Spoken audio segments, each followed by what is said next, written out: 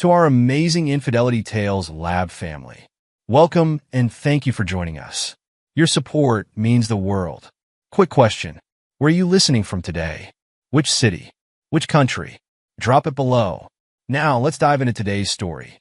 The autumn breeze swept across the construction site as Matthew Sharp stood atop the skeletal framework of his latest project, a 15-story sustainable office complex that would redefine downtown Hartford's skyline. At 42, his salt and pepper hair and sharp green eyes reflected the wisdom earned from 2 decades in structural engineering. His phone buzzed, interrupting his inspection of the steel beams. Another bank notification. $500 withdrawal to AEC Medical. Matthew's jaw tightened. The third such payment this month, following an identical pattern from the previous months. He pulled up the banking app, his calloused fingers navigating through their joint accounts history. "Mr. Sharp?" Dave Martinez's voice carried across the site. The foreman hurried over, his weathered face creased with concern. "We got an issue with the East Wing Foundation. The soil composition reports don't match what we're seeing." "Show me," Matthew said, pocketing his phone. The financial irregularities would have to wait. They walked through the controlled chaos of the construction site, workers nodding respectfully as they passed. Matthew had earned their loyalty through competence and fair treatment values his father had instilled in him from childhood. "See here?" Dave pointed to where the foundation met the soil. The engineering specs assumed clay-heavy soil, but were hitting limestone earlier than expected. Matthew crouched, running his hand along the rough surface. "Good catch, Dave. This could have caused settling issues down the line. Get me the original geological survey. We'll need to modify the foundation design." As they discussed solutions, Matthew's phone buzzed again. A text from Adriana, working late again. "Don't wait up. Regional restructuring meetings." His wife of 12 years, Adriana Charles, had been a pharmaceutical sales trainer for the past decade. Lately, her dark eyes, the same ones that had captivated him at that charity gala years ago, seemed to hold secrets behind their professional shine. Back in his site office, Sarah Chun, his assistant of 5 years, knocked on the door. "Your wife called earlier. She mentioned a training session in Hartford tonight." Matthew nodded, keeping his expression neutral. "Thanks, Sarah. Any word from the permit office about the zoning variance?" "They approved it this morning. I've already forwarded the documentation to legal." After Sarah left, Matthew pulled up their joint account again. The AEC medical charges formed a pattern, always on Tuesdays, always $500. He opened a new spreadsheet and began documenting the anomalies. His father had taught him that problems, like buildings, needed solid documentation before you could solve them. That evening, in their colonial home, a property he'd renovated himself, Matthew prepared dinner. The kitchen gleamed with high-end appliances Adriana had insisted on during the remodel. The garage door hummed at 8:15 p.m. Adriana entered, her designer suit unwrinkled despite the long day, her dark hair falling in perfect waves. "Sorry I'm late," she said, her heels clicking on the hardwood floors. The training session ran over. "I made salmon," Matthew said, placing their plates on the granite island. "How was Hartford?" "Productive," she replied, reaching for her wine glass. "We're implementing new sales protocols across the region." Matthew watched as she took a sip. "I noticed some unusual charges on our account. Several payments to AEC Medical." Adriana's response came too quickly, too smoothly. "Oh, those? They're for specialized vitamins and wellness treatments. Part of a new health regimen I'm trying. The company's wellness program partially reimburses them." As she spoke, her left hand moved to tuck a strand of hair behind her ear, a gesture he'd first noticed during their courthouse wedding, when she'd promised to be faithful. Over the years, he'd learned to recognize it as her tell. "Interesting," Matthew said, cutting his salmon. "The program sounds comprehensive."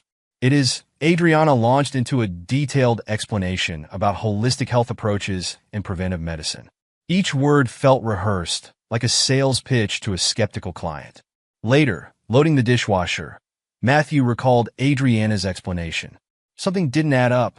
The timing of the charges didn't align with her usual schedule, and the company's wellness program had specific providers he remembered reviewing their insurance documentation during enrollment. In their master bedroom, Adriana claimed exhaustion and turned away from him. Matthew lay awake, his mind working through the discrepancies like a complex structural problem. In construction, small irregularities often pointed to larger issues. The same principle he suspected applied to marriages. He thought about their life together, the vacations, the dinner parties with friends, the plans they'd made. Had it all been as carefully constructed as the explanation she'd given tonight?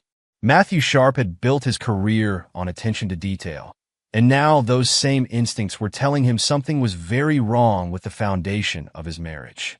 Over the next 2 weeks, Matthew approached the mystery of his wife's behavior with the same methodical precision he applied to his engineering projects.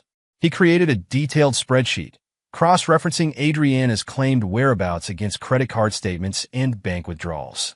The yoga studio where she supposedly attended evening classes, Inner Peace Wellness on Maple Street, had closed 6 months ago. Matthew verified this personally, driving past the empty storefront during his lunch break.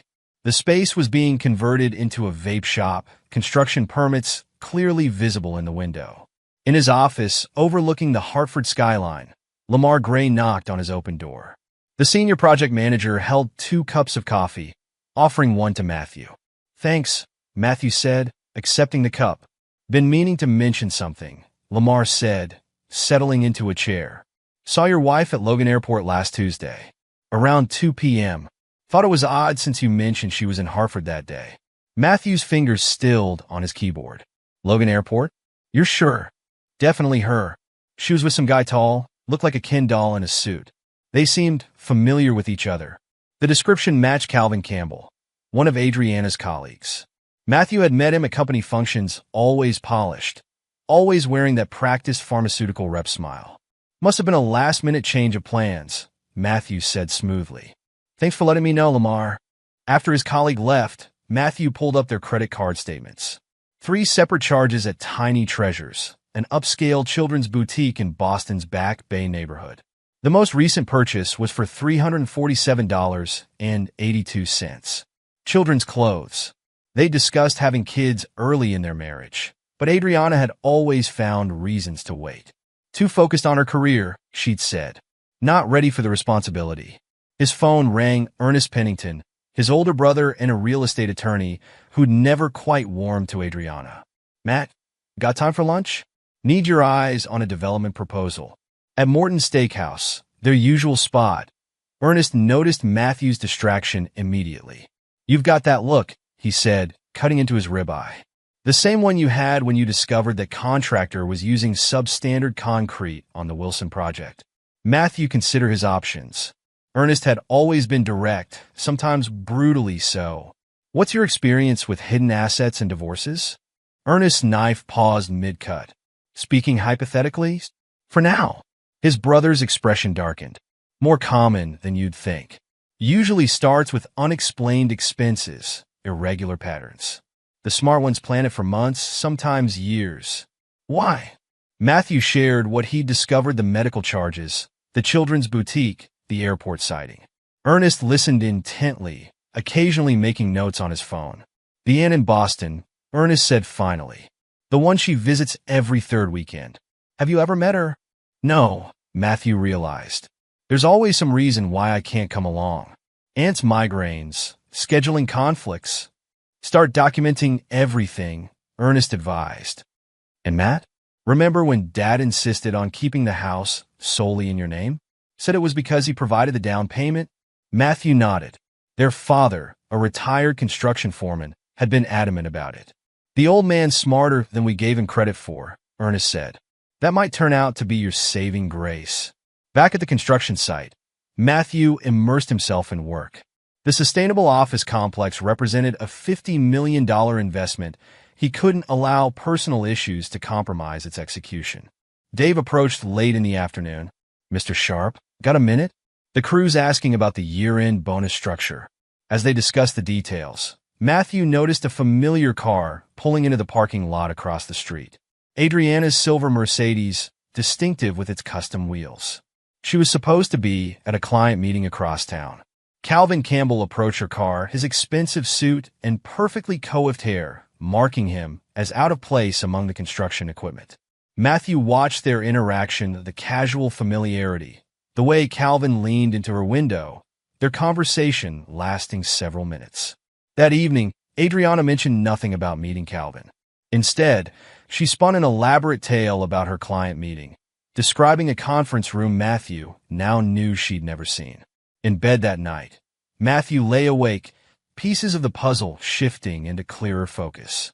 The Boston trips, the irregular expenses, the children's boutique charges, they were telling a story he couldn't ignore any longer. The migraine struck Matthew during a crucial site inspection of the East Wing Foundation. Fluorescent lights in the temporary site office sent shooting pains through his skull, making it difficult to focus on the structural integrity reports. "You look like hell, boss," Dave said, concern evident in his voice. "We can handle things here. Why don't you head home?" Matthew rarely left work early, but the throbbing behind his eyes had become unbearable. "Call me if anything comes up," he said, gathering his things. The drive home was a blur of pain and rising nausea. Adriana's silver Mercedes sat in their driveway, unusual for this time of day. She hadn't mentioned working from home. Matthew entered quietly, heading straight for the kitchen's medicine cabinet where they kept the prescription migraine medication. Adriana's voice drifted down from upstairs, sharp with irritation. "Mom, stop worrying. The timing is perfect. Matthew's almost done paying off the mortgage." He froze, hand on the cabinet door. "Once the house is free and clear, I'll file for divorce and claim domestic abuse. Kevin and I can finally be together with our secret kid." The bottle of painkillers slipped from his grasp, clattering against the stainless steel sink. Upstairs, Adriana continued unaware. "The documentation is bulletproof. I've had Robbie Durham and Vanessa witness our arguments." Matthew's always so focused on his precious buildings, he never noticed the groundwork I've been laying. Robbie Durham is friends since college. Vanessa Solomon, their neighbor, who'd helped Adriana organize their 10th anniversary party. The betrayal ran deeper than he'd imagined. Of course the abuse claims are fake, Mom, but it's not like he can prove they aren't. Courts always favor the mother, especially with Kevin's friend Terry Bishop handling the case. By this time next year, I'll have the house, half his savings, and alimony. He'll be too busy defending himself to figure out about Jamie. Jamie. The children's clothes suddenly made sense. While he'd been building sustainable office complexes, his wife had been constructing an elaborate trap, complete with a secret child. Footsteps moved toward the stairs. Matthew slipped out the back door silently, his migraine forgotten in the rush of adrenaline. In his car, he made 2 calls. First to Ernest. That theoretical question just became practical. "Need your help. All of it." Then to Sarah, "Clear my schedule for tomorrow. Family emergency." And Sarah, "Pull everything we have on Robbie Durham's consulting contracts with the firm. Every invoice, every site visit report." As he drove away from the house he'd renovated with his own hands, Matthew's thoughts were razor-sharp despite the migraine. Adriana had mistaken his focus for oblivion, his dedication for weakness. She'd forgotten or never understood that before you can build something strong, you need to understand exactly what you're dealing with. He wouldn't confront her. Not yet.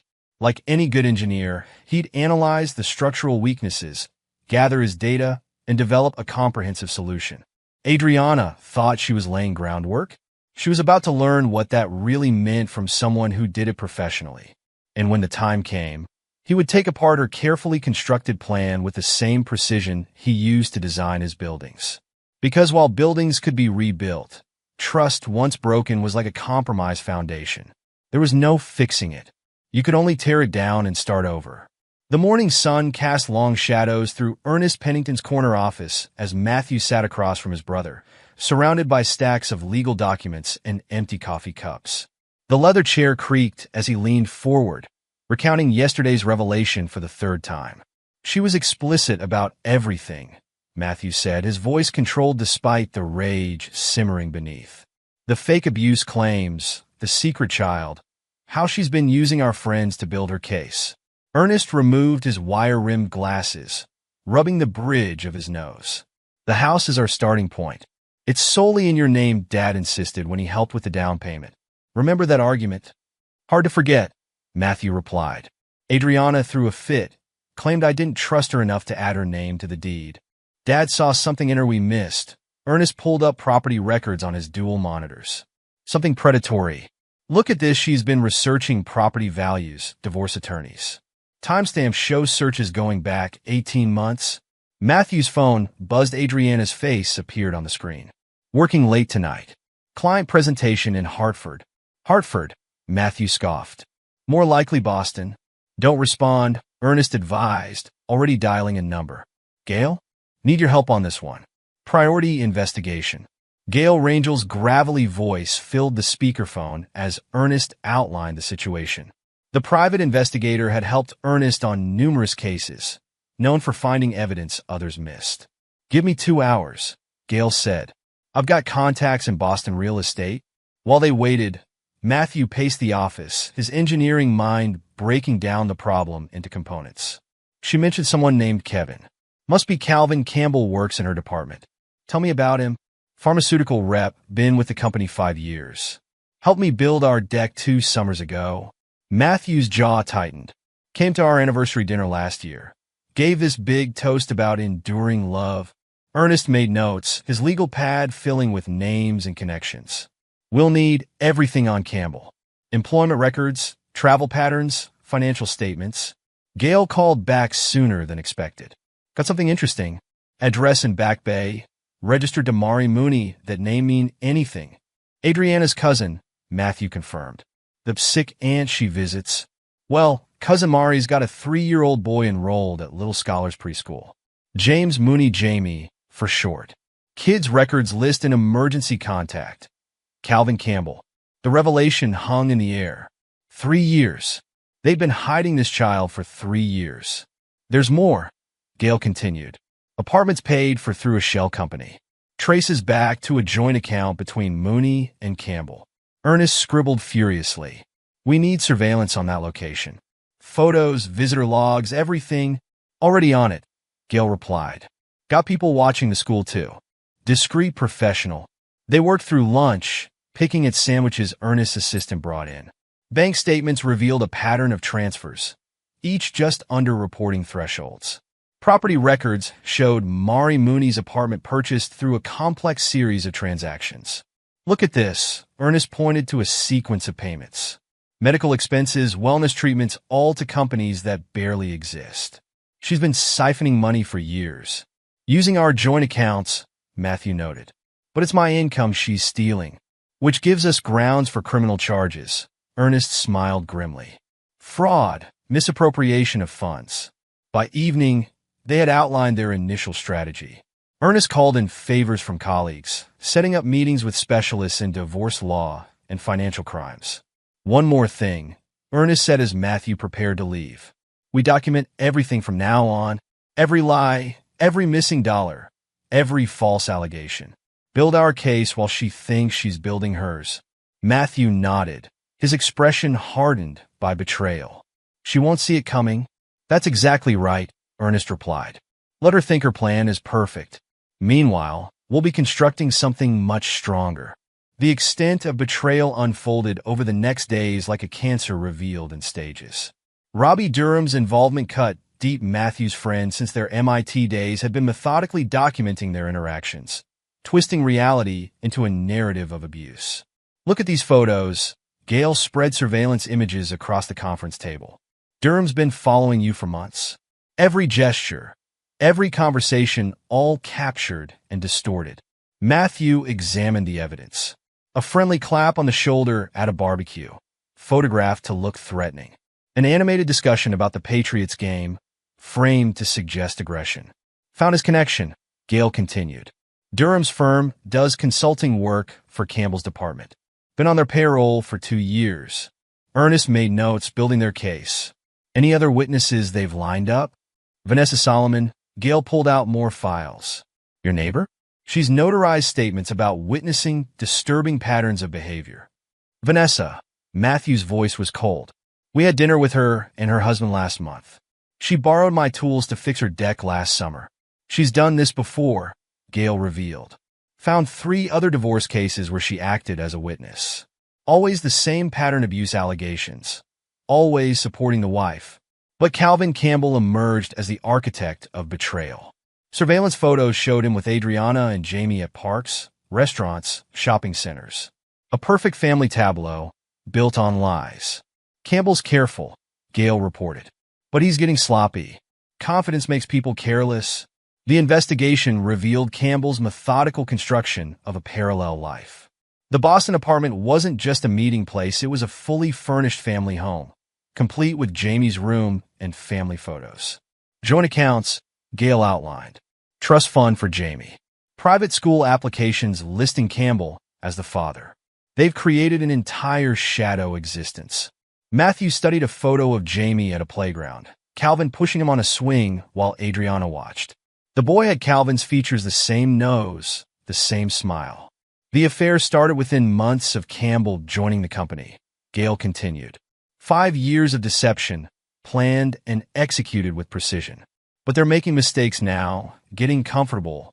Ernest arranged a meeting with Jordan Acevedo, a forensic accountant renowned for unraveling complex financial fraud. We need everything, Ernest told Jordan. Every dollar they've moved, every account they've touched. The web of betrayal extended beyond family and friends. Colleagues at Matthew's firm had been enlisted to support Adriana's narrative. The foundation of his life had been corrupted, piece by piece. She's isolated you systematically, Ernest observed. Turned your social circle into witnesses against you. It's tactical, making you look unstable, aggressive. Matthew's response carried the cold precision of his engineering mind. Then we'll build a new foundation, one that buries them all. Jordan Acevedo's office resembled a command center, monitors displaying financial records and transaction patterns.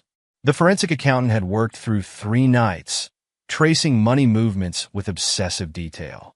Nearly $200,000 diverted to Boston, Jordan explained, highlighting transactions on his main screen.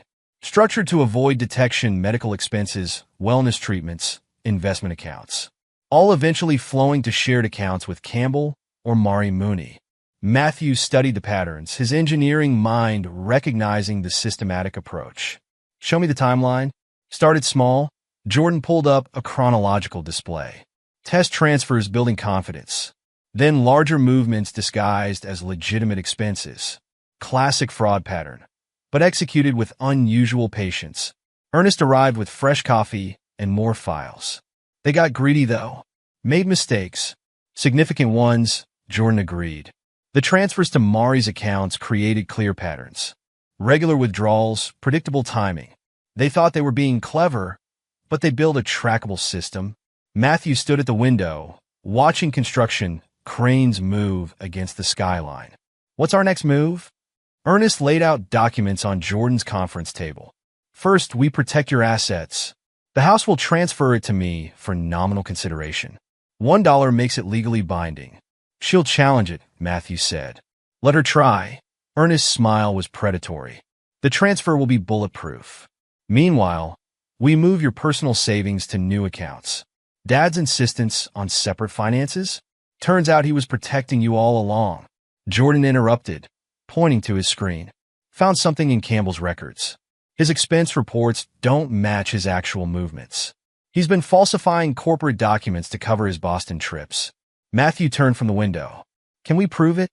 Better. Jordan's expression was grim satisfaction. We can show systematic fraud extending beyond your situation. Sales figures, expense accounts, client reports, all manipulated. He's been defrauding his company while helping Adriana defraud you. The counterstrike took shape over the next hours. Matthew transferred his personal savings to new banks, accounts opened under Ernest's guidance. The house transfer was prepared with meticulous documentation. Sign here. Ernest pushed the papers across the desk. $1 consideration. Legally solid, morally justified. Matthew's signature was steady, his resolve hardened by betrayal. What about Campbell's employer? Anonymous tip, Ernest suggested, with comprehensive evidence of falsified reports. Let their internal audit team take him apart. They worked past midnight, building their response to years of deception. Each betrayal would be answered, each conspirator exposed.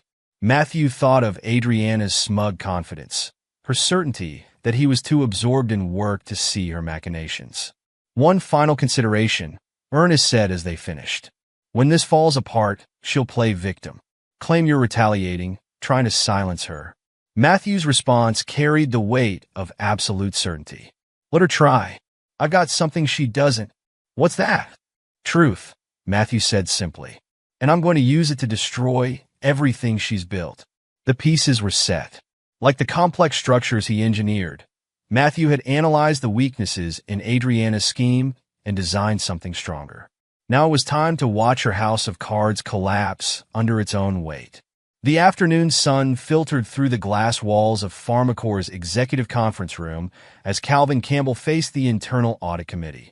His normally immaculate appearance showed signs of strain, his Hermes tie slightly askew, a fine sheen of sweat on his forehead. Sarah Chun, Matthew's former assistant and newly appointed head of the audit committee, spread documents across the mahogany table. Her promotion 6 months ago had puzzled many. Now her purpose became clear. Mr. Campbell, Sarah's voice carried the quiet authority she'd learned from Matthew. These expense reports from your Hartford territory show significant discrepancies. Would you care to explain? Calvin adjusted his tie, a recent gift from Adriana. As I've stated, these numbers reflect standard industry practices and standard practices? Sarah pulled up a projected spreadsheet. Like claiming client meetings in Hartford while your credit card shows dinner at Les Belier in Boston? Or perhaps you'd like to explain how your reported sales figures exceed total market capacity by 40%. The conference room door opened. Thomas Blackwood, regional director, entered flanked by HR representatives and the company's legal counsel. That's enough, Campbell. Thomas's deep voice filled the room. We've reviewed everything. The falsified reports, the inflated numbers, the creative accounting spanning 5 years. You're terminated, effective immediately. You can't do this. Calvin stood, his practice charm cracking. I'm the top performer in the Northeast region. A performance built on fraud. Thomas cut him off. Security will escort you out. And Calvin? The SEC is particularly interested in those sales figures, as is the FBI's Financial Crimes Division. As security led him out, Calvin caught glimpses of familiar faces. Colleagues who'd envied his success now watched his downfall with barely concealed satisfaction. His secretary packed his personal items into a box, carefully removing company property. Your company car keys, the security guard held out his hand, and your building access card. Standing in the parking lot, Calvin pulled out his phone to call Adriana. Straight to voicemail. He tried their private messaging app. His access had been revoked. The carefully constructed parallel life they'd built was unraveling thread by thread. Across town, Adriana Charles entered her immaculate colonial home, her Prada heels clicking on the hardwood floors. The house felt different, emptier somehow. Matthew's absence, usually a relief, now felt ominous. The envelope on the kitchen table caught her eye. Thick, legal-sized, bearing Ernest Pennington's law firm letterhead. Her manicured hands trembled slightly as she opened it. Divorce papers lay inside, but they weren't alone. Photos of her and Calvin in Boston. School records for Jamie. Bank transfer documentation. Witness statements that contradicted her carefully crafted narrative. No, she whispered, her composure cracking as she flipped through the stack. This isn't possible. The final document froze her in place. The house deed, showing Ernest's ownership. Everything she'd planned, every careful step over years of deception, lay exposed and neutralized. Looking for something? Matthew's voice came from the doorway. He stood there, his frame filling the space, radiating a quiet power she'd never fully appreciated before. Matt, please. I can explain everything, she began, reaching for the script that had served her so well. Save your performances for someone who still believes them. He cut her off. Though you might want to find a new audience. Terry Bishop's facing an ethics investigation for agreeing to file false abuse claims. You can't prove anything, she snapped, her mask slipping to reveal the calculating woman beneath. The courts always side with the mother. Matthew's laugh held no warmth. Interesting strategy, considering you've hidden your child for 3 years. How is Jamie enjoying Little Scholars Preschool, by the way? Still finger painting on Thursdays? The color drained from Adriana's face. How could you possibly? No. I know everything, Adriana. Every lie, every stolen dollar, every false statement Robbie and Vanessa prepared. It's all documented, verified, and in the hands of people who know exactly what to do with it. Those are lies, she snarled, desperation replacing composure. Robbie and Vanessa saw how you treated me. They witnessed your carefully staged performances? Matthew smiled, the expression reminiscent of a wolf. You might want to check on your co-conspirators. They're rather preoccupied with their own legal troubles at the moment. Adriana lunged for the papers, but Matthew's reflexes were faster. He gathered them smoothly into his briefcase. Ernest's office will be in touch, he said, moving toward the door. Oh, and you might want to call Calvin. He's having quite an interesting afternoon. Where are you going? Her voice rose, shrill with panic. Matthew paused, looking back at the woman he'd once believed in. To build something new, something authentic. You've taught me an invaluable lesson about foundations, after all. Left alone in the kitchen, Adriana's phone exploded with notifications. Messages about Calvin's termination, the SEC investigation, friends and colleagues suddenly unreachable. Her perfectly constructed life was collapsing, and for the first time in years, she had no prepared script to follow. Hartford County Courthouse hummed with anticipation as Matthew's civil suit against Adriana for fraud and misappropriation of funds began. Judge Eleanor Martinez, known for her zero tolerance of ethical violations and her background in financial crimes prosecution, presided over the case that had captured the legal community's attention. Your Honor, Ernest stood, his voice carrying authority earned through decades of practice. The evidence will show not only the systematic theft of nearly $200,000 through fraudulent medical charges, but a calculated attempt to abuse domestic violence laws for financial gain. My brother's wife didn't just commit fraud, she attempted to weaponize the very systems designed to protect actual victims. The courtroom fell silent as financial records filled the display screens. Jordan Acevedo took the stand, his forensic analysis revealing years of systematic theft. The patterns are unmistakable, Jordan explained, highlighting transaction sequences. Each transfer carefully structured to avoid detection, but creating a clear picture of premeditated fraud when viewed as a whole. Adriana sat with her new attorney, a last-minute replacement for Terry Bishop. Her usual poise had crumbled, replaced by barely contained fury. Bishop himself faced an ethics investigation for his role in preparing false abuse claims. The dominoes continued to fall. Robbie Durham's wife received an anonymous package containing proof of his false statements, along with evidence of his affair with a legal assistant. The divorce papers were filed before sundown. Vanessa Solomon's accounting firm discovered her history of notarizing false documents. Her professional license suspended, she faced potential criminal charges for multiple counts of fraud. The court finds the evidence of fraud overwhelming, Judge Martinez declared. The defendant will repay all misappropriated funds plus penalties. Furthermore, given the egregious attempt to abuse domestic violence statutes, I'm referring this matter to the district attorney's office for potential criminal charges. Matthew watched from his seat as Adriana's mask finally shattered completely. This is all lies, she screamed, rising from her chair. He's the abusive one. Ask anyone. They all saw.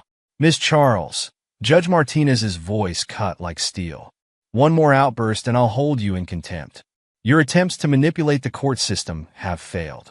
Be grateful I'm not ordering jail time yet.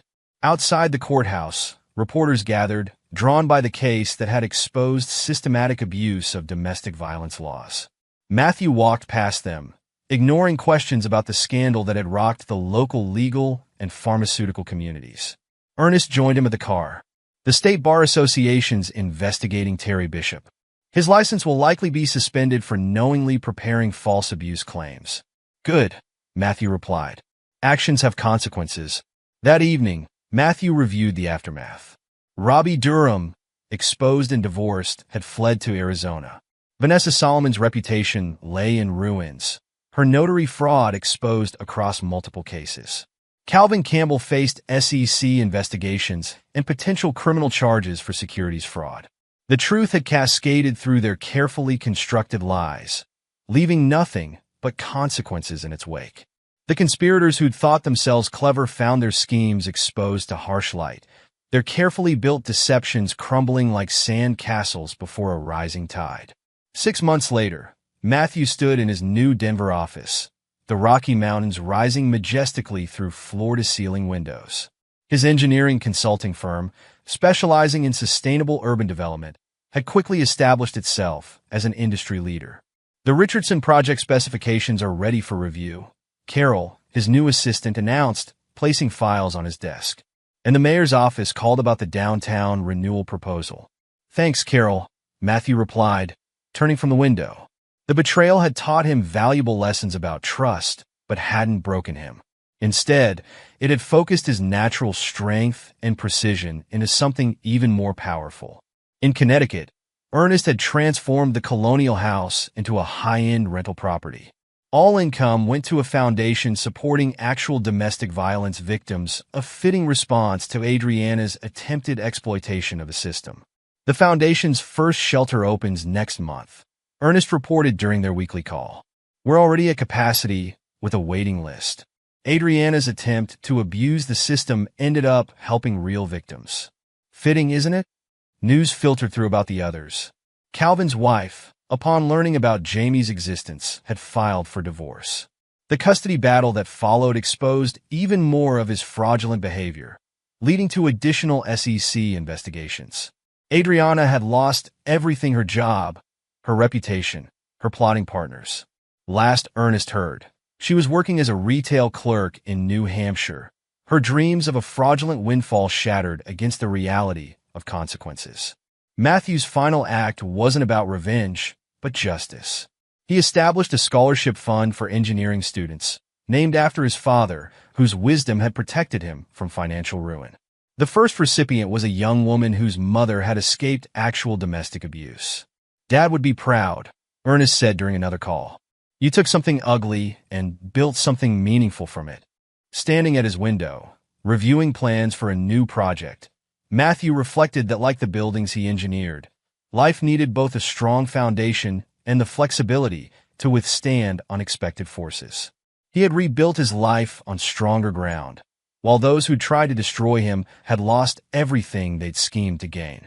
The Rocky Mountains stood eternal before him, a reminder that the strongest structures were those built on truth. He'd lost a false marriage, but gained something more valuable: the knowledge that he could weather any storm and emerge stronger. His phone buzzed: another major contract awarded, another opportunity to build something lasting. Matthew smiled. The future stretched before him, solid and true, built on foundations that would endure. The betrayal had taught him that sometimes the most important structures weren't built of steel and concrete, but of truth and justice. Those who tried to destroy him had instead made him stronger, their attempts at destruction becoming the foundation for something far more meaningful than they could have imagined. As the sun set behind the Rockies, Matthew reviewed plans for his next project. He'd learned that the best revenge wasn't destruction, but creation, building something positive from the ashes of betrayal.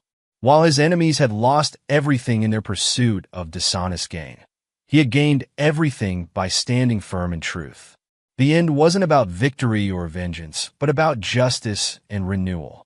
Matthew had emerged not just successful, but stronger, wiser, and more determined than ever to build things that would last both in steel and in life.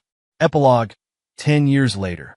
The autumn sun cast long shadows across the Denver skyline as Matthew Sharp reviewed the final plans for his company's latest project, a revolutionary carbon-neutral residential complex spanning 10 city blocks. At 52, his success in sustainable urban development had earned him international recognition. His phone buzzed Ernest's annual update. "You won't believe who I saw today," Ernest said without preamble. "Adriana."